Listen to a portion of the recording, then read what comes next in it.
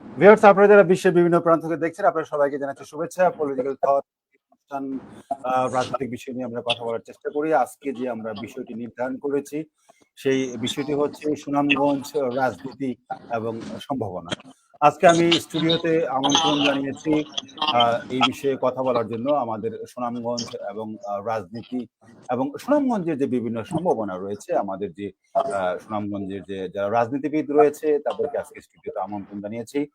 আজকে স্টুডিওতে উপস্থিত আছেন বাংলাদেশ সুপ্রিম কোর্টের বিশিষ্ট আইনজীবী অ্যাডভোকেট শিশির মনির।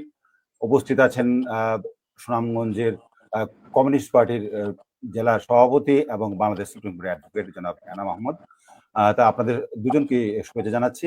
শুরুতেই আমি জনাব এনাম আহমদ, আপনার কাছে আমি জানতে চাই যে সুনামগঞ্জে যে আমাদের জেলা, এই সিলেট বিভাগের মধ্যে ৪টি জেলার মধ্যে একটি জেলা, এবং আপনি শুরুতে যদি সুনামগঞ্জ জেলার যে আমাদের ঐতিহ্য, সুনামগঞ্জ জেলার যে রাজনীতি এবং সুনামগঞ্জের যে ইতিহাস, এই পলিটিক্যাল থটের দর্শকদের উদ্দেশ্যে যদি আপনি সুনামগঞ্জের ইতিহাসটি যদি তুলে ধরতেন। জনাব রেজাউল, আপনাকে শুভেচ্ছা এবং ধন্যবাদ। এবং আমাদের যিনি সহ আলোচক আছেন, অ্যাডভোকেট শিশির মনির, ওনার প্রতিও শ্রদ্ধা। আর আজকে আসলে আপনি জানেন যে আজকে মহান মে দিবস। তো যাদের শ্রমে খামে আমাদের এই সভ্যতা, তো আমাদের শ্রমিক ভাইদের প্রতিও আমি শ্রদ্ধা জানাচ্ছি। তো আজকে আসলে আপনি বলেছেন যে সুনামগঞ্জের যে ইতিহাস ঐতিহ্য সেগুলো একটু আলোচনা করার জন্য। তো আমি সংক্ষেপে যদি একটু আলোচনা করি, সেটা হচ্ছে যে সুনামগঞ্জের আমরা যে অঞ্চলে আছি সুনামগঞ্জ, সেই অঞ্চলের ইতিহাস কিন্তু এত প্রাচীন নয়। যে আমরা জানি যে সুনামগঞ্জ কিন্তু যে কালিদহ সাগরের একটা অংশ ছিল, এবং সুনামগঞ্জের দক্ষিণ প্রান্ত থেকে একেবারে বঙ্গোপসাগর পর্যন্ত। আপনি জানবেন যে চট্টগ্রামের ফৌজদারহাট অঞ্চলের একটা জলাশয়ের নাম এখনো কালিদহ। এবং আমরা আরো কিছু প্রমাণ পাই যে চৈনিক একজন পরিব্রাজক, তিনি হচ্ছেন হিউয়েন সাং। ওনার একটা ভ্রমণ কাহিনী আছে যে তিনি সিলেটে এসেছেন, যে দিক দিয়ে এসে পৌঁছেছেন সেই বর্ণনা দেখে আমরা বুঝতে পারি যে আসলে সুনামগঞ্জ অঞ্চল দিয়ে তিনি মূলত সিলেটে গেছেন। এছাড়া আপনি দেখেন যে আমাদের টেকের ঘাটে যে চুনা পাথর গুলো পাওয়া যায়, সেগুলো আসলে মূলত ক্যালসিয়াম, এবং এগুলোতে প্রাচীন শৈবাল এবং শামুকের অংশ পাওয়া গেছে। এ থেকে বোঝা যায় যে এই অঞ্চলটা দীর্ঘদিন কিন্তু সাগরে নিমজ্জিত ছিল। তো আমরা একটু দেখেছি যে সুনামগঞ্জের ধরেন যে 1776 সালে 1776 সালে প্রথম মানে ব্রিটিশের অধীনে রেনেল বলা হয়, রেনেল সার্ভে একটা অনুষ্ঠিত হয়। এবং রেনেল সার্ভে নামে যে প্রথম যে সার্ভে হয় আমাদের এই অঞ্চলে, সুনামগঞ্জের কিন্তু কোনো অস্তিত্ব ছিল না। উনার সার্ভেতে আমরা দেখেছি, সার্ভেটা এখনো আছে, যে সার্ভেতে আমরা দেখেছি যে ধরমপাশা আছে, জগন্নাথপুর আছে, কিন্তু সুনামগঞ্জ নাই। সুনামগঞ্জ কেন নাই?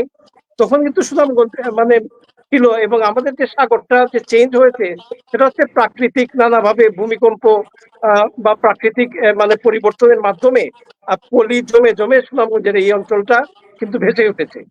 তো আমরা রেনেলের যে 1776 সালের যে সার্ভেতে আমরা কিন্তু সুনামগঞ্জকে খুঁজে পাই নাই। তো ক্রমে ক্রমে সুনামগঞ্জের অবস্থান কিভাবে হলো এটা আপনাকে বলি। সেটা হচ্ছে যে আমাদের এই অঞ্চলটা, ওই যে বললাম যে চুনাপাথর ছিল, তো এবং কলিকাতা থেকে যে জাহাজগুলো আসতো তা কিন্তু ওই যে মেঘনা থেকে দিয়ে ভৈরব থেকে ওই আমাদের এদিকে ঢুকে আজমেরিগঞ্জ হয়ে সুনামগঞ্জ পর্যন্ত এসে মাঝে মাঝে ছাতক যেতে পারতো, কিন্তু সিলেটে যেতে পারতো না। কারণ হচ্ছে সিলেটে ওই যে পলি পড়ে সুরমা নদী কিন্তু এত নামবো না। এবং যেহেতু কলকাতা থেকে সরাসরি সুনামগঞ্জে যোগাযোগ ছিল, এবং আপনি দেখেন তখন কিন্তু সিমেন্ট কিন্তু আবিষ্কার হয়নি। তো আমাদের এই চুনাপাথর দিয়ে এই যে কলিকাতায় যে দালান, আজকে ধরেন 250-300 বছরের আগে যে দালান কোটা, সব কিন্তু এই যে সুনামগঞ্জের এই যে চুন এবং চুনাপাথরের মাধ্যমে এগুলো তৈরি। এবং ব্যবসা বাণিজ্য কেন্দ্রের জন্য আসলে সুনামগঞ্জ কিন্তু একটা পর্যায়ে আস্তে আস্তে গেল। এবং তারপরে আমরা দেখি যে সুনামগঞ্জ প্রথম মহকুমা কিন্তু 1877 সালে সেটা প্রথম মহকুমা হিসাবে প্রতিষ্ঠিত, এবং সিলেট জেলার মানে সিলেটের বাইরে এটা প্রথম মহকুমা। এবং আপনি আশ্চর্য হবেন যে আমরা যে খবর এগুলো পাই, হিসাব অন্তত কোটি টাকার বছরে তৎকালীন সময় কোটি টাকারও চুনাপাথর এবং চুন বিক্রি হতো তৎকালীন সময়ে। তারপরে আমরা তো সবাই জানি যে এই অঞ্চল আসলে, যে সিলেট অঞ্চলটা আসামের সঙ্গে যুক্ত ছিল, এবং আসাম অঞ্চলের পরে আমরা একটা জি রেফারেন্ডামের মাধ্যমে, ভোটাভুটির জি মাধ্যমে আমরা আবার পাকিস্তানের সঙ্গে যুক্ত হই। আপনি যে রাজনৈতিক বিষয়গুলো যদি বলেন, সুনামগঞ্জ কিন্তু সব সময় রাজনৈতিক এবং প্রগতিশীল রাজনৈতিক মাধ্যমে অগ্রসর। আপনি দেখেন যে আশ্চর্য হবেন যে সুনামগঞ্জে কিন্তু নেতাজি সুভাষ বসু এসেছেন, এবং 46 সালে জওহরলাল নেহরু এসেছেন। তো আমরা এগুলো শুনেছি আসলে মূলত বরুণ রায়, আমরা শুনেছি যে সুনামগঞ্জে একজন খুব নাম করা যে হোমিওপ্যাথিক চিকিৎসক এবং তৎকালীন ব্রিটিশ বিরোধী আন্দোলনে ছিলেন খোকাবাবু। আমরা ওনাদেরকে পেয়েছি, আসলে ওনাদের সঙ্গে আলাপ আলোচনা করেছি। আমরা বলেছি যে সুনামগঞ্জ এখন একটা প্রত্যন্ত জনপদ, কিন্তু 46 সালে 47 সালে দেশ বিভাগের সময় এই যে নেতাজি এবং জওহরলাল নেহরুরা কেন সুনামগঞ্জে আসেন, এখনো তো যোগাযোগ এত ভালো না। তো উনি বলেছিলেন যে বরুণ রায়রা আমাদেরকে জানিয়েছেন যে সুনামগঞ্জে আব্দুল বারী চৌধুরী, সুনামগঞ্জে করুণা সিন্ধু, এবং সুনামগঞ্জে আরো যারা ছিলেন ব্রিটিশ বিরোধী আন্দোলনে, তাদের জন্যই আসলে, তাদের সম্মানে এই মানে আমাদের এই উপমহাদেশের নেতৃবৃন্দ সুনামগঞ্জে এসেছিলেন। তো আমি আসলে প্রথম প্রথম পর্বে খুব সংক্ষিপ্ত ভাবে শেষ করি। সেটা হচ্ছে যে আমাদের সুনামগঞ্জের মাটি মানুষ অত্যন্ত উর্বর, এবং আমরা আসলে যুগে যুগে আজকে 55-56 জি বছর যাবৎ শাসক দলের এবং জি অবহেলার জন্য আমরা এখনো অবহেলিত। জি আপনাকে আসবো আপাতত ধন্যবাদ। আহ, জি জি জনাব এনাম সাহেব, আসবো আবার আপনার কাছে। আমরা চলে যাচ্ছি বিশিষ্ট আইনজীবী এবং জনাব অ্যাডভোকেট শিশির মনির, আপনার কাছে জানতে চাও, আপনি তো দীর্ঘ রাজনৈতিক ক্যারিয়ার এবং ছাত্র জীবনে ছাত্রনেতা ছিলেন এবং এখন রাজনৈতিক কর্ণধার। আমরা ফেসবুকের মাধ্যমে বিভিন্ন মাধ্যমে দেখতে পাচ্ছি যে আপনি একটি একটি এলাকার আপনি দায়িত্ব নিতে চাচ্ছেন এবং আপনি সুনামগঞ্জের কৃতি সন্তান। আপনার কাছে জানতে চাওয়া যে সুনামগঞ্জের যে রাজনীতি অথবা সুনামগঞ্জের যে সম্ভাবনা এবং সুনামগঞ্জে যে আমরা নতুন প্রজন্ম রয়েছে, কিভাবে আমরা সুনামগঞ্জের রাজনীতিকে উন্নয়ন করা যায়, বা সুনামগঞ্জের যে আমাদের সম্ভাবনাগুলো যেগুলো রয়েছে, যেমন আমাদের এনাম সাহেব বলছিলেন বালুপত্রের কথা বলছিলেন, বা আমাদের ট্যুরিজমের কথা বলছিলেন, ইতিহাসের কথা বলছিলেন, আপনার আপনার চিন্তাগুলো যদি পলিটিক্যাল থটের দর্শক বলতেন, জনাব শিশির মনির। আপনাকে অনেক ধন্যবাদ। আজকে আসলে এখানে পহেলা মে শ্রম দিবসে অনেকটাই অবসর সময়, তারপরেও আপনি উদ্যোগ নেওয়ার জন্য আপনাকে অনেক ধন্যবাদ, এবং অ্যাডভোকেট এনাম ভাইকেও আমি ধন্যবাদ জানাচ্ছি। তো আসলে তো অতীতে যা আছে এটাকে সামনে অগ্রসর করার জন্য সর্বাগ্রে যে জিনিসটা প্রয়োজন, এটা হলো ক্যাপাসিটির প্রয়োজন। ক্যাপাসিটি ছাড়া সামনে যাওয়া যায় না, ক্যাপাবিলিটি ছাড়া সামনে যাওয়া যায় না। অতীতের ইতিহাসগুলো আমরা স্মরণ করতে পারি, রোমন্থন করতে পারি, কিন্তু সামনে যাব কি করে, এটাই বিগ চ্যালেঞ্জ।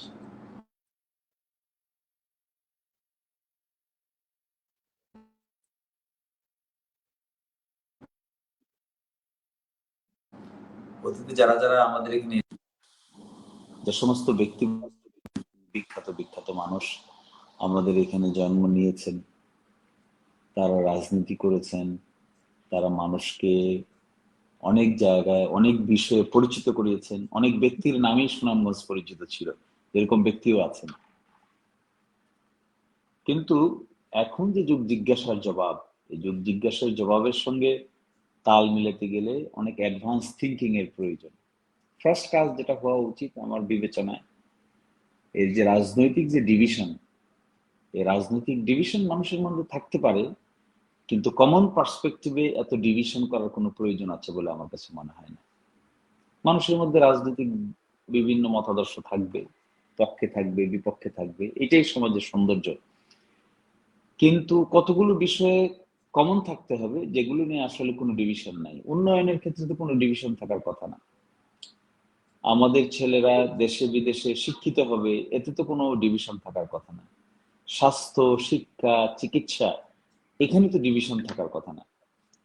খাল খনন, নদী খনন, এখানেও কোনো ডিভিশন থাকার কথা বলে আমার কাছে মনে হয় না। তারপরে যোগাযোগ ব্যবস্থার যে দশা, আমার বাড়ি সাল্লা, দিরাইয়ের মাঝখানে সামারচর, সেখানে একটা জায়গা পর্যন্ত যাওয়া যায়, এরপরে আর যাওয়া যায় না। বর্ষার সিজনে নৌকাই একমাত্র অবলম্বন।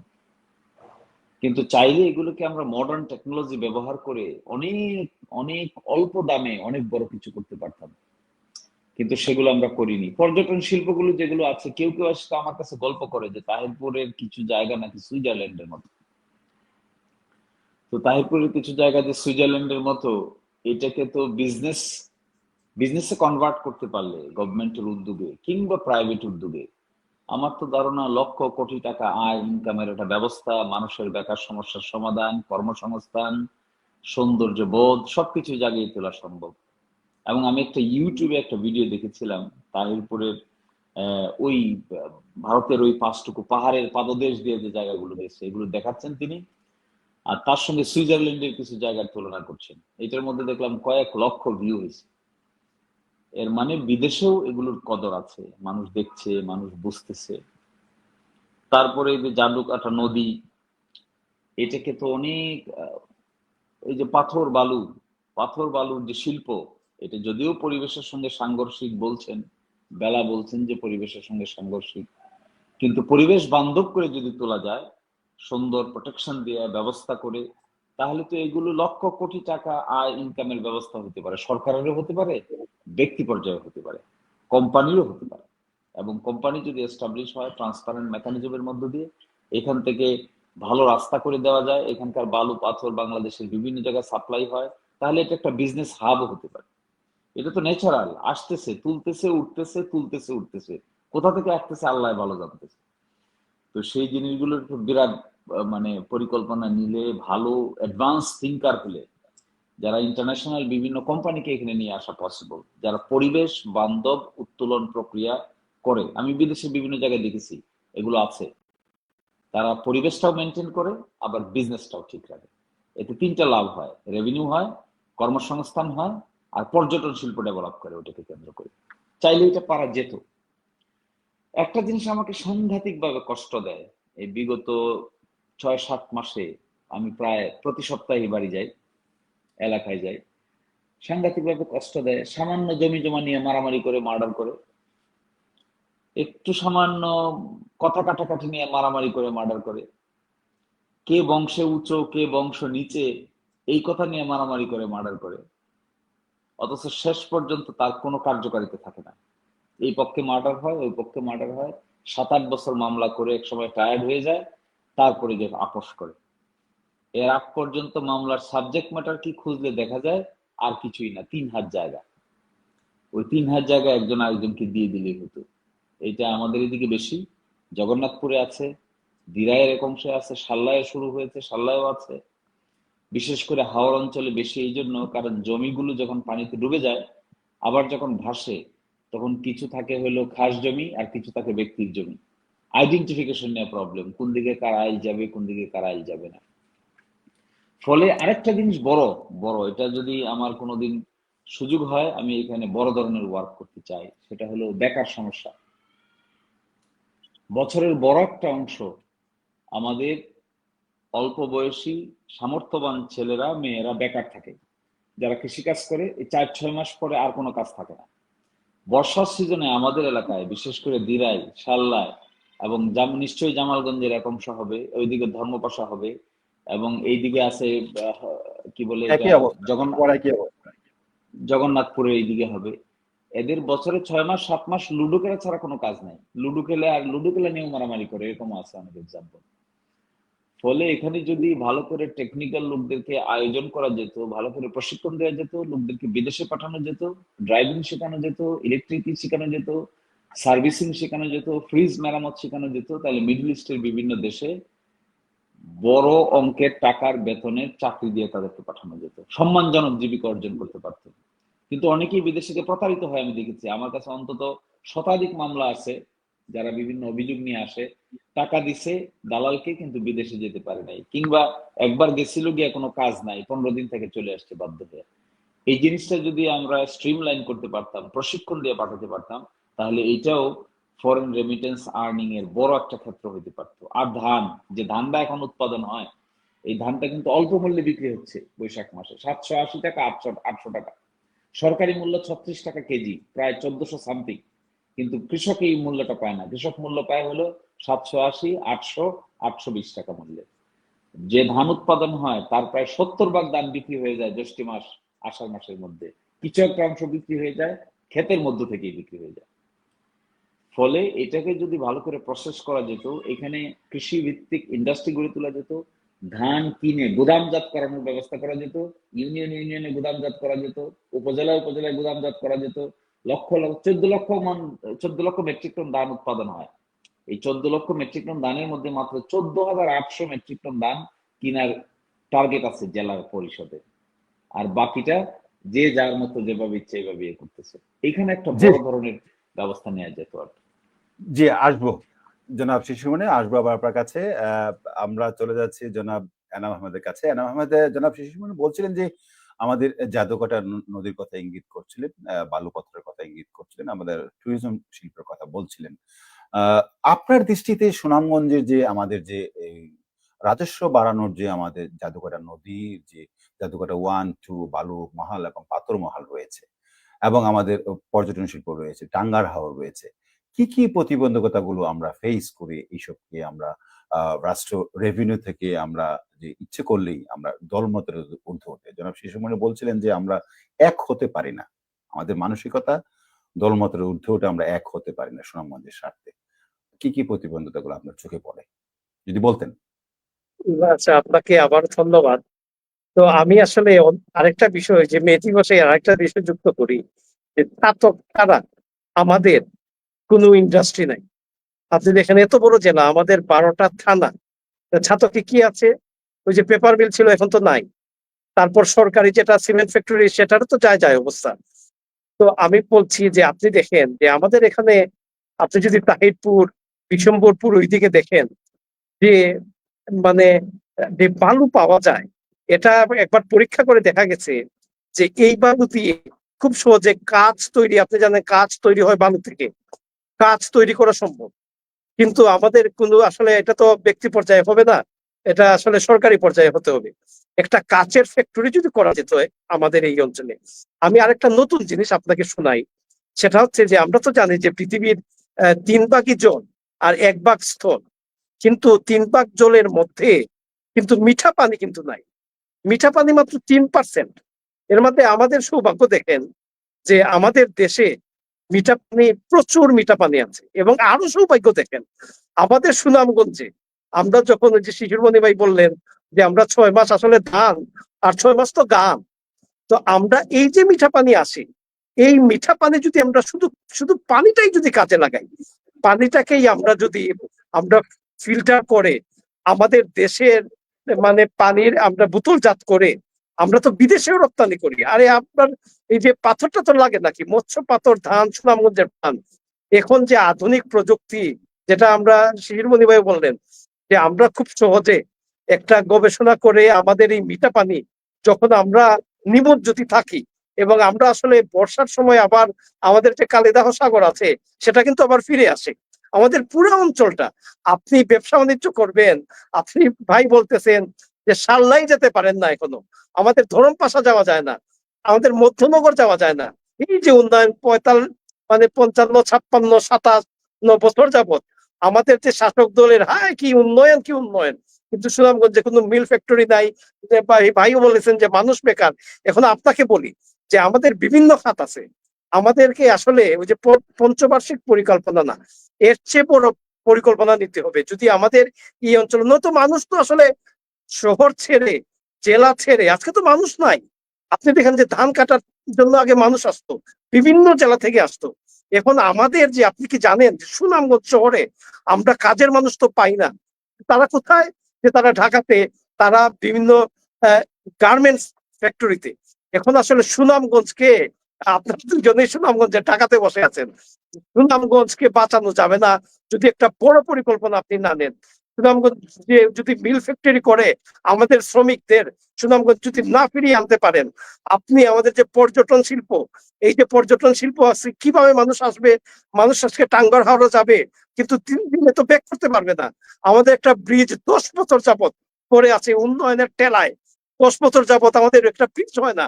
কর্ণফুলীর নদীর নিচে টানেল হয়, সুনামগঞ্জের একটা নদীর উপর আপনি ব্রিজ হয় না, আমাদের উপরে ব্রিজ হয় না, আমাদের দুঃখের কথা কাকে বলবো? সুতরাং একটা সুস্পষ্ট সুনির্দিষ্ট আমাদের রাজনীতিবিদদের, আমাদের ক্ষমতায় যারা থাকেন, যাওয়া আশা করেন, তাদের মধ্যে একটা থাকতে হবে যে সুনামগঞ্জের, শুনেন, আমাদের যে একজন মন্ত্রী ছিলেন 15 বছর, 2 কিলোমিটার, আমি যদি বলি আপনাকে যে পাগলা বাজারের যে কোনো উন্নয়ন হয় নাই, শুধু ওই কথিত গ্রামের উন্নয়ন হয়েছে 2 কিলোমিটার মধ্যে। সুনামগঞ্জের যে ওই থানাটা সহ, ওই থানাতে আমার বাড়ি, দক্ষিণ সুনামগঞ্জের শান্তিগঞ্জে আমার বাড়ি, আমার বাড়ির আশেপাশে যে বাজার, নোয়াখালী বাজার, কোন উন্নয়ন হয়েছে? আপনি দেখেন এই কনস্টিটিউশনের আর কোন উন্নতি হয়েছে? আমাদের যে একটা বিশ্ববিদ্যালয় যে ঘোষণা হল, যাই হোক, আমি আসলে এগুলো পরবর্তীতে আসবো। আমি আপনার প্রশ্নটায় আছি, আমাদের যদি সুনামগঞ্জকে যদি বাঁচাতে হয়, এবং আমরা আসলে 1000 কোটি টাকা রেমিটেন্স, আমরা 1000 কোটি টাকা রাজস্ব আমাদের মানে সরকারকে দিতে পারবো। সুনির্দিষ্ট উন্নয়ন কি সেগুলো, সেগুলো যে পর্যটন খাতে আমাদের ঢেলে সাজাতে হবে। আমাদের যে পাথর, এগুলো আসলে সারা বিশ্বে, বলি যে সারা বিশ্বেই জি পাথর তো আর নতুন করে উৎপন্ন হয় না, ওইগুলো এইভাবেই হয়। সুতরাং পরিবেশকে ঠিক রেখে আমরা পাথর সংগ্রহ করতে পারি। আমাদের যে বালি, যে কোয়ালিটি, সারা মানে পুরো বাংলাদেশের যে বালির কোয়ালিটির চেয়ে আমাদের ভালো। সুতরাং আমরা বলতে চাই যে আমরা, এগুলো তো প্রাকৃতিক ভাবে বর্ষার সময় পাহাড় থেকে আসবেই। সুতরাং আমরা এগুলো উত্তোলনের পক্ষে, পরিবেশ ঠিক রেখে। আমরা তার মানে এই নাই যে পাহাড় কেটে কেটে গ্রাম ট্রাম আমরা কেটে নেব, তা কিন্তু না, এটা লুটেরা করছে এবং আমাদের বিগত সরকারগুলোর সহযোগিতায় করেছে।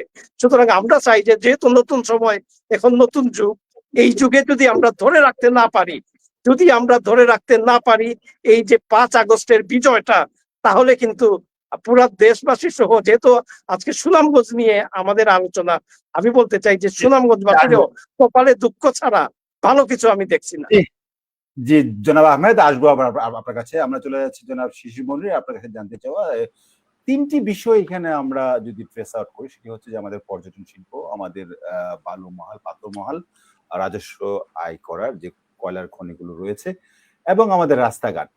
আপনি যদি বলেন যে হবিগঞ্জ এবং মৌলভীবাজার, সিলেট, এই 3টি জেলার যেরকম পর্যটন শিল্পের জন্য উন্নত হয়েছে, আপনার জেলা কি সেরকম কাঠামোগত থাকার ব্যবস্থা অথবা সার্ভিস এরকম মানের হয়েছে কিনা, বা না হয়ে থাকলে এটা কিভাবে করা যায়, বা কি কি পরিকল্পনা করা যেতে পারে বলে আপনি মনে করেন, জনাব শিশির মনির?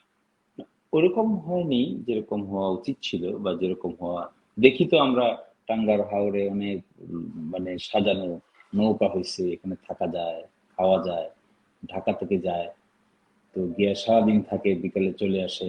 রাস্তা না থাকার কারণে, হোটেল না থাকার কারণে নদীতেই ঘুমায়, কিন্তু নৌকায় ঘুমায় অনেকে, এরকম কিছু যদি নৌকাও হয়েছে। মৌলভীবাজারে যদি বলি, ইতিমধ্যেই 2টি 5 স্টার হোটেল হয়েছে, গ্র্যান্ড সুলতান, এই মানের হোটেল তো আপনার জেলায় নেই। হবিগঞ্জে প্যালেস হয়েছে, সেই মানের হোটেল আপনার নেই। আপনার সিলেটেও 5 স্টার হোটেল অনেকগুলো হয়েছে, সেই মানের আপনার নেই। আপনি যদি পর্যটন শিল্পে আপনার সার্ভিস দিতে চান, আপনি যদি বিদেশি কোনো পর্যটক আনতে চান বা ট্যুরিজম ইন্ডাস্ট্রিতে কাজ করতে চান, তাহলে তো আপনার ভালো মানের রেস্টুরেন্ট করতে হবে, ভালো মানের থাকার আবাসিক ব্যবস্থা করতে হবে, সার্ভিস উন্নত করতে হবে। সে বিষয়ে যদি আপনি বলতেন যে কিভাবে এটা করা যায় দলমতের এগুলো তো ঊর্ধ্বে উঠে। আসলে আমি এগুলো বারবার তো একটি কথা বলি, যে সরকারই যাক, সুনামগঞ্জের স্বার্থে আমরা সকলে মিলে কিভাবে করতে পারি দলমতের ঊর্ধ্বে উঠে। হ্যাঁ, এগুলো করতে গেলে মানে হবিগঞ্জে বা মৌলভীবাজারে যেগুলো হয়েছে, এগুলো কিন্তু বড় ইনভেস্টররা করেছে, প্রাইভেট ইনভেস্টররা করেছে, গভর্নমেন্ট করেনি।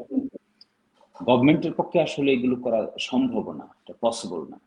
কিন্তু আমাদের যেটা উচিত, গভর্নমেন্ট যেটা করতে পারে, ইনভেস্টরদেরকে ইনভাইট করতে পারে, ইনভেস্টরদেরকে অ্যাট্রাক্ট করতে পারে, এটাই হওয়া উচিত। কারণ আজকালকার এই প্রাইভেটাইজেশনের যুগে গভর্নমেন্ট নিজে ব্যবসায় জড়িত হয়ে গেলে বিপদ হবে, এটা পলিসিগত পার্টও না। ফলে গভর্নমেন্ট এমন একটা এনভায়রনমেন্ট ক্রিয়েট করতে পারে ফর ইনভেস্টরদের জন্য, দেশি বিদেশি, যেন তারা এখানে এসে তাদের বিনিয়োগটা সেফলি করতে পারে। এই ধরনের একটা ফার্স্ট কাজ হওয়া উচিত।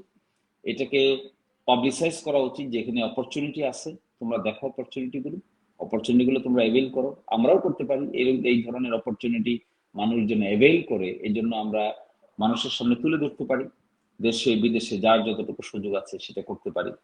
এবং তারা যদি অ্যাট্রাক্টেড হয়, আমি গত দেড় মাস থেকে আলোচনা চালিয়ে যাচ্ছে একজন বিরাট শিল্পপতির সঙ্গে, যে সুনামগঞ্জে 50,000 মন ধান কেনার একটা ব্যবস্থা করে। তো সে একটা পরিকল্পনা করছে, এবার সে পারে নাই পরিকল্পনা অসাধারণ। করে। আগামী বছর সে দিরাই সাল্লা থেকে 50,000 মন ধান কিনবে, এবং এটা সে বড় ধরনের একটা, মানে আপনারা অনেকেই হয়তো চিনবেন এই কোম্পানিকে, নাম বললেই চিনবেন। তারা এই চাল বাংলাদেশের সব জায়গায় চাল বিলি করে, ব্যবস্থা করে, বিলি বন্টন করে, বিরাট বড় চালের মিল আছে। দিনে কয়েক লক্ষ মন ধান তারা প্রসেস করে। তো আমি বলছি যে তাহলে আপনি সুনামগঞ্জে বৈশাখ মাসে ধান কিনেন, কৃষককে বলেন যে আপনি 1350 টাকা মানে ধান কিনবেন। সে রাজি হয়েছে যে 1350 টাকা মানে ধান কিনবে। তো এই জন্য আমাদের যার যেখানে যতটুকু সুযোগ আছে, যদি আমরা পর্যটন শিল্পটাকে তো এক্সপোজ করতে হয়, এক্সপোজ করলে পরে যারা বিনিয়োগকারী তারা অ্যাট্রাক্টেড হয়, অ্যাট্রাক্টেড হয়ে তারা ফিজিবিলিটি স্টাডি করে, ফিজিবিলিটি স্টাডি করে তারপরে তারা লঞ্চ করে। ব্যক্তিগত এই উদ্যোগ এবং কোম্পানির এই উদ্যোগকে স্বাগত জানাতে হবে। দ্বিতীয়ত কথা হলো বালুটাকে, বালু যে কথা বললেন এনাম ভাই, যে আমাদের বালুটা খুব কোয়ালিটিফুল, এই বালু থেকে আমরা কাচের ইন্ডাস্ট্রিতে রূপান্তর করতে পারি। নাসির গ্লাস আছে, নাসির গ্লাস বেশ বড় কোম্পানি, এদের সঙ্গে কথা বললে, তাদেরকে যদি এখানে পাঠানো হয়, দেখা হয়, দেখতে যায়, ডিসি থেকে যদি উদ্যোগ নেওয়া হয়, ডিসির মাধ্যমে, পর্যটন অফিসের মাধ্যমে, পর্যটন মন্ত্রণালয়ের অধীনে যদি উদ্যোগ নেওয়া হয় এবং তাদেরকে ইনভাইট করা হয়, ওখানে সম্মান জানানো হয়, তারা সেখানে সরাসরি ভিজিট করতে যান। ভিজিট করলে আমার ধারণা তাদের ব্যবসায়ীদের মাথায় অনেক বুদ্ধি থাকে, যেটা নর্মাল মানুষের মাথায় বুদ্ধি এটা কাজে দিবে না। তারা দেখা যাবে এখানে রিসার্চার ফিট করেছে, ফিজিবিলিটি স্টাডি করছে। কিন্তু এই জিনিসগুলোকে গভর্নমেন্টের পক্ষ থেকে ফেসিলিটেট করতে পারে, ডিসি অফিস থেকে ফেসিলিটেট করতে পারে, পর্যটন অফিস আছে তো জেলায়, সেখান থেকে তারা ফেসিলিটেট করতে পারে। করলে হয়তো এগুলো, আপনি আনমিউট করে বলতে হবে, আপনি মনে মিউট হয়ে জি, গেছেন। জি, জি। যে বিষয়টা আপনি তুলে ধরছিলেন যে যোগাযোগ ব্যবস্থাটা কিন্তু আমাদের সুনামগঞ্জে এই ওই বাকি ৩ জেলার মতো হয়নি। ইতিমধ্যে আপনি ইতিমধ্যে বলেছেন যে আপনার শাল্লা থানায় কিন্তু এখনো যোগাযোগ ব্যবস্থা উন্নত হয়নি। আমার সুনামগঞ্জে ১ আসনের যে ধর্মপাশা, এতটা যোগাযোগ ব্যবস্থা উন্নত হয়নি। যে এই যোগাযোগ ব্যবস্থা উন্নয়নের জন্য রাষ্ট্র এবং সরকারকে উদ্যোগ নিতে হবে। সে বিষয়ে কি আপনি আমার সাথে একমত? হ্যাঁ, যোগাযোগ ব্যবস্থার উন্নতি তো আর আমরা ব্যক্তিগতভাবে করতে পারবো না, কোম্পানি বা এর মাধ্যমে করতে পারবো না। যোগাযোগ ব্যবস্থার উন্নতির জন্য গভর্নমেন্টেরই উদ্যোগ নিতে হবে। কিন্তু আমরা যারা মোটামুটি বিভিন্ন সময়ে বিভিন্ন পজিশন আমরা আপনারা যারা হোল্ড করি বিভিন্ন জায়গায়, আমরা চাইলে, আমি যে একটা জিনিস দেখেছি এবার খোঁজ নিয়ে, এখানে তদারকির অভাব থাকে। অন্যান্য জেলায়, অন্যান্য জায়গায় যেভাবে একটা প্রজেক্টকে তদারকি করা হয়, বাস্তবায়নের জন্য যেভাবে প্রয়োগ করা হয়, প্রসেসটাকে ইমপ্লিমেন্ট করার জন্য যে সিরিয়াসলি লোক লেগে থাকে, আমাদের এই সমস্ত জায়গায় এই কাজগুলোকে দ্রুত গতিতে বড় ধরনের পরিকল্পনা করার জন্য লেগে থাকা লোকের বড় অভাব। আমি এখানে চিফ ইঞ্জিনিয়ার অফিসে কথা বলেছি, আমি এলজিডিতে কথা বলেছি, আমি লোকাল গভর্নমেন্ট মিনিস্ট্রিতে কথা বলেছি। দেখলাম যে অনেক জায়গায়, যেমন আপনি স্পেসিফিক্যালি বললে উত্তরবঙ্গের অনেক জায়গায়, নোয়াখালী, লক্ষ্মীপুর, চাঁদপুর, এই সমস্ত জায়গায় তাদের লোকেরা আগ্রহী হয়ে উদ্যোগ নিয়ে এটাকে ফলো আপ করে। কিন্তু আমাদের এখানে আগ্রহী হয়ে উদ্যোগ নিয়ে ফলো আপ করার যে মেন্টালিটি, এটাতে মনে হয় আমাদের ঘাটতি আছে। ফলে আমি দেখলাম ২-৩টা বাজেট পাস হয়ে আছে কিন্তু কাজ হচ্ছে না। কিন্তু কেউ না কেউ যদি এখানে নাড়াচাড়া দিত তাহলে কাজটা হতো। ফলে আমার মনে হয় এই ঘাটতিটা এখানে আছে। আমরা যেটা করতে পারি ব্যক্তিগতভাবে, আমাদের যার যতটুকু সুযোগ আছে, জি, দলমত জি, নির্বিশেষে যার যতটুকু জি। সুযোগ আছে, আমরা মনিটরিংটা করতে পারি ব্যক্তিগত উদ্যোগে। আমি আপনার Facebook ফলোয়ার এবং Facebook আমি রীতিমতো দেখি। আমি ইতিমধ্যে দেখলাম যে আপনি আ সুনামগঞ্জে ২ আসনে আপনি বিভিন্ন ধরনের কার্যক্রম করছেন এবং বিভিন্ন ধরনের কার্যক্রমে নতুন প্রজন্ম খুব বা Facebook এর সুবাদে খুব উদ্দীপ্ত। তারা খুব চাচ্ছে যে আপনার কাছ থেকে কি পরিকল্পনা আপনার দিরাই ইনশাল্লাহ নিয়ে আপনার যে রাজনৈতিক যে আপনার সারা জীবনের যে চিন্তা, সেটি যদি পলিটিক্যাল থটের দর্শক প্লাস নতুন প্রজন্মের উদ্দেশ্যে কিছু বলতেন। কিভাবে কাজ করতে যাচ্ছেন আপনি? পরিকল্পনা কি আপনার? আমি তো ১ নম্বর অ্যাড্রেস করার চেষ্টা করতেছি বেকার সমস্যাকে। ২ নম্বর অ্যাড্রেস করার চেষ্টা করতেছি স্বাস্থ্য ব্যবস্থাকে। একেবারে ভঙ্গুর দশা। একজন মহিলা গর্ভবতী, তাকে নিয়ে গ্রাম থেকে রওনা দিলে শহরে আস্তে আস্তে রাস্তায় প্রসব বেদনায় বাচ্চা জন্ম হয়ে যায়, আর শহরে আসতে পারে না। সেই জন্য আমি চেষ্টা করছি এই জিনিসটাকে কিভাবে অ্যাড্রেস করা যায়। ২-১টা স্বাস্থ্য কেন্দ্র গড়ে তুলেছি আমরা মডেল আকারে। আশা করি সময় পেলে আমরা এরকম ১০টা অন্তত স্বাস্থ্য কেন্দ্র গড়ে তুলতে পারবো ওই ২ থানার গ্রামগুলোতে, যেন প্রাথমিক সেবাটা নিশ্চিত হয়। তৃতীয় কাজ যেখানে করা উচিত, অনেক নদী খাল শুকিয়ে গেছে, যার ভিতর দেখেন মোটর সাইকেল চলে। এখানে আমরা ছোটবেলায় দেখেছি আমরা সাঁতরিয়েও পার হতে পারতাম না, এই অবস্থা ছিল, কিন্তু সেখানে এখন মোটর বাইক চলে। সুযোগ পেলে আমরা নিজেরাও চেষ্টা করব, সরকারকেও আমি ইন্ডিউস করব এই খালগুলো খনন করতে হবে। এই কারণেই অকাল বন্যা হয়, অল্প বৃষ্টি হলেই হাওরে পানি ঢুকে যায়। পানি বেশি আসতেছে এই কারণে না, খাল শুকিয়ে গেছে, নদী শুকিয়ে গেছে, পানি ধারণ করার ক্ষমতা নাই, এই জন্যই তাড়াতাড়ি হাওরে পানি ঢুকে যায়। আমাদের এলাকায় এই ঘটনা হয়েছে অনেক। আরেকটি বড় কাজ, আমি ধান প্রসেস, এই ধানটা প্রসেস করার জন্য একটা বড় ধরনের প্রক্রিয়াজাতকরণ কিছু করা যায় কিনা দিরাই এবং সাল্লায়, এটার জন্য আমি ব্যক্তিগত এবং সরকারি পর্যায়ে, এইবার সরকারের সঙ্গে কথা হয়েছে, ওনারা একটু দিরাই সাল্লার জন্য যে পরিমাণ বাজেট করেছিলেন একটু মনে হয় বাড়াচ্ছেন, আমাকে বললেন যে এটা ডাবল কিনা হবে, যে পরিমাণ বাজেট ছিল সেখানে তার ডাবল এবার কিনবেন তারা। জি এবং আপনি জানেন যে আমাদের খাদ্য অধিদপ্তরের এখন যিনি আছেন তিনি কিন্তু আমাদের সুনামগঞ্জেই বাড়ি, খাদ্য জি অধিদপ্তরের মহাপরিচালক, তার বাড়ি সুনামগঞ্জ, তাকে আমি বলেছি, উনি এগ্রি করেছেন। আরেকটা জিনিস আমি করতেই চাই, সেটা হলো সামাজিক অস্থিরতা দূর করার জন্য যতটুকু সম্ভব এই যে গোষ্ঠীগত দ্বন্দ্ব, ব্যক্তিগত দ্বন্দ্ব, গ্রামের দ্বন্দ্ব, ব্যক্তিত্বের দ্বন্দ্ব, এগুলোতে একটা সমতা আনার জন্য মোটিভেশনাল কাজ করছি আমি, দেখা যাক কতটুকু সলভ করা যায়। ধন্যবাদ। আসবো আবার আপনার কাছে। জনাব বেনাম আহমদ, আপনি দীর্ঘদিন যাবৎ আপনার রাজনৈতিক ক্যারিয়ার এবং আপনি কমিউনিস্ট পার্টির সভাপতির দায়িত্ব পালন করছেন এবং বাংলাদেশ সুপ্রিম কোর্টের অ্যাডভোকেট, এবং আপনার চিন্তা চেতনা, সামাজিক যোগাযোগ মাধ্যম ফেসবুক এবং আপনার সামাজিক যে ওয়ার্ক রয়েছে সে থেকে আমরা জানতে পারি যে আপনার কি পরিকল্পনা এই সুনামগঞ্জকে নিয়ে, সুনামগঞ্জে যে পরিবর্তনের সুনামগঞ্জ চায়, নতুন প্রজন্মের সুনামগঞ্জ চায়, এই সুনামগঞ্জের পরিবর্তনে আপনি কিভাবে আপনার চিন্তাগুলো প্রকাশ করতে চান, বা পলিটিক্যাল থটের দর্শকদের যদি বলতে। আপনাকে ধন্যবাদ। তো আমি সুনামগঞ্জে অবস্থান করে যে সমস্যাটা দেখি সেটা হচ্ছে শিক্ষা। শিক্ষাটা কেমন আমি বলি যে আমাদের সুনামগঞ্জ বাড়ে, আমরা 450 আইনজীবী আছে, অন্তত 100 আইনজীবী সিলেটে বাচ্চা কাচ্চা নিয়ে, বাসা ভাড়া নিয়ে, মানে তাদের সন্তানদের পড়াশোনা করাচ্ছেন। তার মানে হচ্ছে যে সুনামগঞ্জে আসলে ভালো স্কুল নাই, কলেজ নাই, ইউনিভার্সিটি তো নাই। তো আমি যেটা মনে করি যে এখন আসলে শিক্ষাটা এমন একটা পর্যায়ে গেছে যে আপনি যদি সুশিক্ষিত হতে না পারেন, এবং এখন তো আসলে আমাদের অভিভাবকরা একটু কনসাস, তারা মনে করতেছেন যে আসলে এই শহরে থেকে, এই জেলায় থেকে কিছু হবে না। ওই যে আমি একটু আগে বলছিলাম যে সুনামগঞ্জকে বাঁচাতে হলে আমাদেরকে যেভাবে ওই যে ইন্ডাস্ট্রি যেগুলো বলছি যে যদি না করা যায়, এবং আমরা দেখেন যে ভালো মানের স্কুল যদি আপনি না করতে পারেন, দেখেন আমাদের সব থানা থেকে, আমাদের আগে তো যে ছাতক থেকে বা জগন্নাথপুর থেকে, যে মানে ভৌগোলিক কারণে তারা সিলেটে যেতেন, কিন্তু এখন হচ্ছে আমাদের দুর্ভাগ্য হচ্ছে যে এখন আমাদের সব থানা থেকে সোজাসুজি সরাসরি তারা সিলেটে যান। এবং এটা আসলে সমস্যা হচ্ছে যে আমাদের এই যে স্টুডেন্ট গুলো তার পরবর্তীতে যখন জাতীয় পর্যায়ে যায়, তারা কিন্তু সুনামগঞ্জে আর ব্যাক করে না। তার মানে মেধাগুলো আমরা সুনামগঞ্জে আর ফিরে পাই না।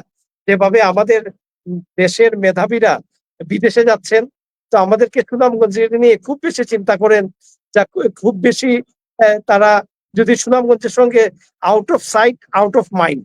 সুতরাং আমরা বলতে চাই যে আমরা সুনামগঞ্জে ভালো মানের স্কুল এবং কলেজ এবং ভালো মানের শিক্ষক আমাদের সুনামগঞ্জে, কিন্তু আপনি দেখেন আমাদের এসসি গার্লস স্কুল এবং ঐতিহ্যবাহী যেগুলো যে আমরা পড়াশোনা করেছি, সরকারি জুবিলি উচ্চ বিদ্যালয়, আপনি দেখবেন যে 60 যদি হয় শিক্ষকের কোটা, তাহলে শিক্ষক আছেন 30 জন। এবং আপনি আশ্চর্য হবেন যে আমাদের ক্লাস 3-তে এবার 2টা সেকশন কমিয়ে দেওয়া হয়েছে। আমরা কিন্তু এই যে বর্তমান জেলা প্রশাসক যে আছেন ওনার সঙ্গেও কথা বলেছি। তো আমরা এই যে 2টা সেকশন কেন কমানো হলো, যে আমাদের টিচার নাই। তো আমরা বললাম যে টিচার নাই, টিচারের জন্য সরকারের কাছে শিক্ষা মন্ত্রণালয় আবেদন করেন, আমরাও চেষ্টা করব। কিন্তু টিচারের অজুহাতে এই যে 2টা সেকশন, মানে 120 জন তারা সরকারি স্কুলে ভর্তি হতে পারলো না।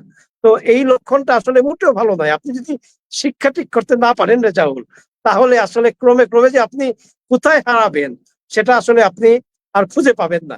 তো আমরা যে মানে ইয়ে থেকে ধরতে চাই যে আমাদের শিশু শিক্ষা থেকে শুরু করে, আমাদের যে প্রাথমিক শিক্ষা থেকে শুরু করে মাধ্যমিক, উচ্চ মাধ্যমিক, তারপর তো আপনাকে বলতেই হয় যে আমাদের যে ইউনিভার্সিটি আমরা যেটা পেলাম সেটা কিন্তু ইউনিভার্সিটি আইনে কিন্তু জায়গা কথা কিছু বলা হয় নাই।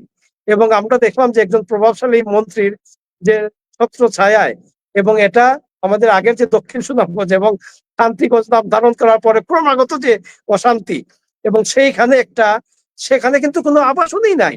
সেখানে সেখানে দেখা যায় যে বিভিন্ন কুড়ে ঘর ভাড়া করে পিসি সাহেব বসে আছেন।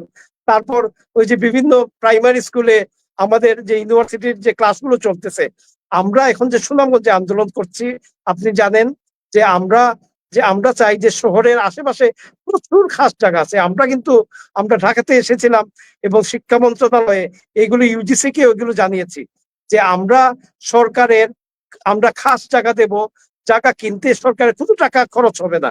এবং শহরের আশেপাশে যদি হয়, আপনি দেখেন যে আমাদের এখানে কোনো ভালো মানের কোনো কোচিং সেন্টার নাই। কেন নাই? কারণ হচ্ছে যে টিচার পাওয়া যায় না। ভালো মানের স্কুল আমি খোঁজ নিলাম যে কেন নাই, কারণ টিচার পাওয়া যায় না। এখন আমরা যে ইউনিভার্সিটি, শুনেন, বাইরের যে ইউনিভার্সিটি, আমরা ভিসি সাহেবের সঙ্গে দেখা করেছি।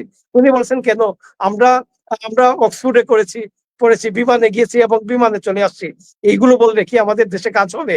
রাজশাহী শহর আপনি দেখেন, একটা ইউনিভার্সিটি কেন্দ্র করে আজকে থেকে প্রায় অনেক বছর আগে রাজশাহী শহরটা কিন্তু গড়ে উঠেছে।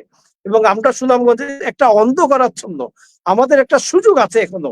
আমরা ইউনিভার্সিটিকে কেন্দ্র করে, আপনি জানেন যে সুনামগঞ্জ আমাদের যে একটা মানে সাহিত্য সংস্কৃতি এগুলোতে উর্বর এলাকা।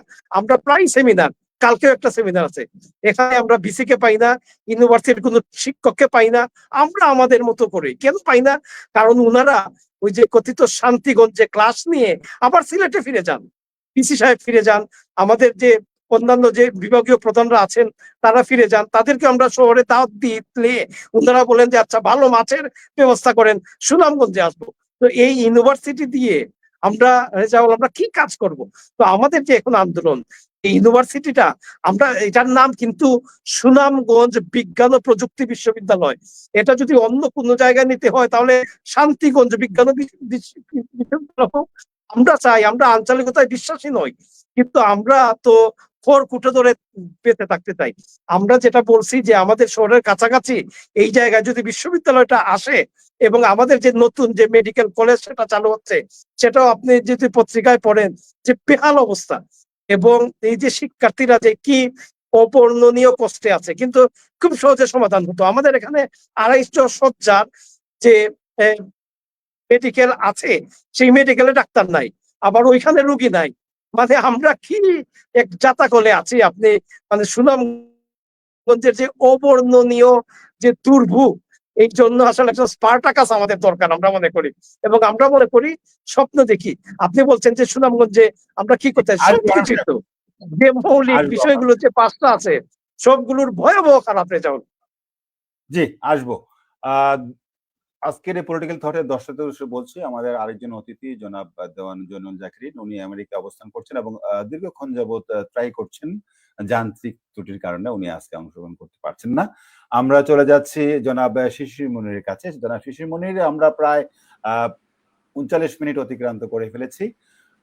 অল্প করে যদি আপনি বলতেন যে এই যে রাজনৈতিক যে পরিবর্তন 5ই অগস্টের পরে বাংলাদেশে হয়েছে, এবং ইতিমধ্যে যে বাংলাদেশের অবস্থা বা আমাদের সুনামগঞ্জের যে অবস্থা, এই অবস্থা থেকে পরিবর্তন করার জন্য আমরা যারা নতুন প্রজন্ম রয়েছে, আমরা কিভাবে ওয়ার্ক করতে পারি, বা আমাদের রাজনৈতিক যে বিভিন্ন ধরনের প্রতিবন্ধকতা রয়েছে, আপনি এখন প্রতি সপ্তাহে আপনি যাচ্ছেন, আপনার এলাকায় আপনি যাচ্ছেন এবং কাজ করছেন, আপনি কি কি প্রতিবন্ধকতাগুলো আপনার চোখে পড়ে এবং এগুলা সমাধান করার জন্য কি কি উপায় আপনার কাছে আছে বলে আপনি মনে করেন?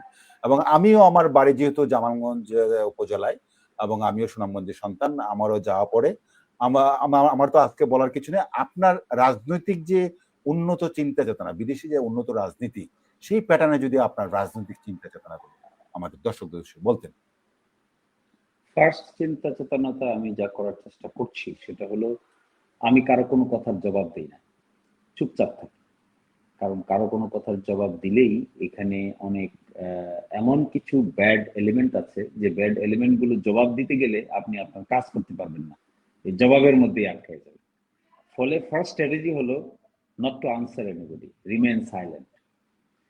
এই আনসার দিতে গেলে অযথা বিবাদে জড়িয়ে অনেকটা পচা শামুকে পা কাটার মতো, কোনো প্রয়োজন নাই। First issue. সেকেন্ড ইস্যু হলো আমি যতটুকু পেরেছি পারছি ততটুকু অ্যাকোমোডেটিভ। ঠিক আছে, কেউ হয়তো সহ্য করতে পারছেন না, কেউ হয়তো বিরুদ্ধাচারণ করছেন, কেউ হয়তো জিনিসটা মেনে নিতে পারছেন না। আমি যারাই এটা করছেন আমি উল্টা তাদেরকে দাওয়াত দিচ্ছি, দাওয়াত দিয়েছি অনেকবার। এবং আমি এটাও চেষ্টা করেছি যে বিভিন্ন রাজনৈতিক দলের নেতা নেত্রী যেই থাকেন না কেন, আমরা প্রোগ্রাম আয়োজন করেছি, সেখানে অন্য দলের যিনি ক্যান্ডিডেট হবেন তাকে আমরা আমাদের প্রোগ্রামে প্রধান অতিথি করে দাওয়াত দিয়েছি। এটা বোঝানোর জন্য যে পলিটিক্সটা আসলে এরকমই, it's a art of compromise. Politics is an art of compromise. Compromise যেখানে থাকবে না, এখানে এখানে পলিটিক্স বলতে বোঝায় কম্প্রোমাইজটা কত আর্টিস্টিক ওয়েতে হবে, এটার নামই পলিটিক্স। আর যদি হিজ হুজ হুজ হুজ মার মার কাট কাট অবস্থা হয়, এখানে কারোই কোনো লাভ হবে না, শেষ পর্যন্ত সবাই ক্ষতিগ্রস্ত। এই জায়গাটাতে আমার মনে হয় একটু পরিবর্তন হয়েছে। আমি প্রথমবারই এলাকায় গিয়ে যার বাড়িতে প্রথম যাই তিনি হইলেন অপোজিশনের যিনি কিংবা অন্যান্য রাজনৈতিক দলের যারা প্রার্থী হবেন তাদের বাড়িতে আগে যাই, তাদের সঙ্গে গিয়ে আগে দেখা করি। তাদের বাড়িতেই আমি আমার সঙ্গে আমার লোকদেরকে নিয়ে দেখা করতে গিয়ে শুরু করি যে আমি আপনার সঙ্গে দেখা করতে আসছি, এই হলো আমাদের অবস্থান, আপনি ওইখানে জয়েন করেন, আপনি প্রধান অতিথি থাকেন, আপনি সিনিয়র, আপনি মুরব্বী, আপনি শেষে বক্তৃতা দেন, আমরা আগে দিই, অসুবিধার কোনো কারণ নাই। এবং এগুলোতে দেখা যায় একটা পজিটিভ ইমপ্রেশন ক্রিয়েট হয় এবং এর প্রভাব পড়ে নিচে কর্মী সমর্থকদের মধ্যে, তাদের মধ্যে কেওয়াটিক টেন্ডেন্সি কমে যায়, তখন নিজেরাও একসাথে বসে। আরেকটা বড় জিনিস এখানে আছে, রাজনীতি কিন্তু আমাদের দেশে রুট লেভেলের বড় একটা মানুষের রুটি রোজগারের হাতিয়ার। এই জিনিসটা ভুলে গেলে চলবে না, এটা বাস্তবতা। এই বাস্তবতা একদিনে তৈরি হয়নি, এই বাস্তবতা যুগের পর যুগ তৈরি হয়েছে। কিছু মানুষ আছেন যাদের টুকটাক রাজনৈতিক পরিচয়টাই তার কিছু ইনকামের হাতিয়ার, এটা ছাড়া তার আর কোনো সোর্স অফ ইনকাম নাই। এদেরকে আমি কোনো ডিস্টার্ব করি না, বরঞ্চ আমি এটা অ্যাকোমোডেট করার চেষ্টা করি যে কিভাবে জিনিসটাতে একটা ডেভেলপমেন্ট ঘটানো যায়, অল্টারনেটিভ সোর্স অফ বৈধ ইনকাম বের করে দিতে হবে, তো না তার সংসার চলবে কি করে।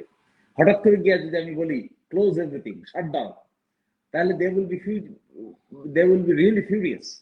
কারণ এটার মাধ্যমেই সে বা তাদের আয় ইনকামের একটা মেকানিজম, এই মেকানিজমটা বন্ধ হয়ে গেলে একজন মানুষ ক্ষিপ্ত হবে, এটাই স্বাভাবিক। এটা এটা পট পরিবর্তনের সাথে সাথেই পরিবর্তন হয়। কিছু লোক আছে ডাইনে যায়, কিছু লোক আছে বামে যায়, তাদেরকে ডিল করার ক্ষেত্রে I am very sensitive and very সংবেদনশীল। আস্তে আস্তেই আমাদেরকে এগুলো ডিল করতে হবে। আর শেষ পর্যন্ত আমি যেটা করার চেষ্টা করছি এখানে, যে যে দলই করেন না কেন, যে দলই করেছেন না কেন, কিছু সামাজিক ফোরাম আছে সেখানে, সেই ফোরামগুলোতে আমরা একসাথে বসার পরিবেশ হয়েছে।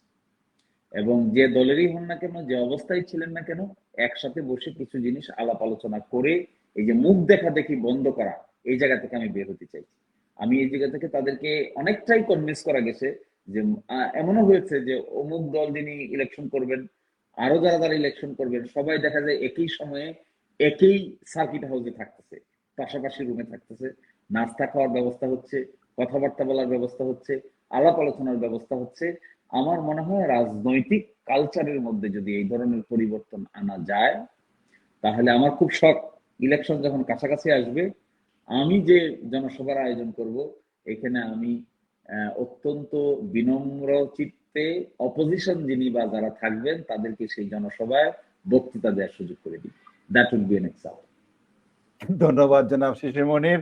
আসবো আবার আপনার কাছে। জনাব এনাম সাহেব, জনাব শিশির মনির বলছিলেন যে রাজনৈতিক যে বিহেভিয়ার, একে অপরকে স্যাক্রিফাইস করা, সম্মান করা, সেই বিষয়টি আপনার অবস্থান থেকে, আপনি কমিউনিস্ট পার্টির সভাপতি সুনামগঞ্জ জেলার, আপনার দলের প্রেক্ষাপট থেকে বা আপনার অবস্থান থেকে আপনি রাজনীতি থেকে কিভাবে দেখেন, সুনামগঞ্জের রাজনীতি কিভাবে দেখেন?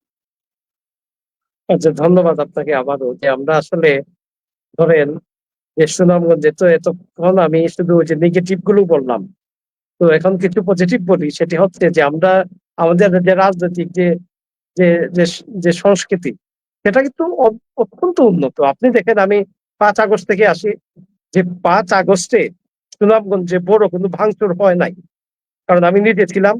এবং সুনামগঞ্জে থানাতে 5 আগস্টে কোনো হামলা হয় নাই।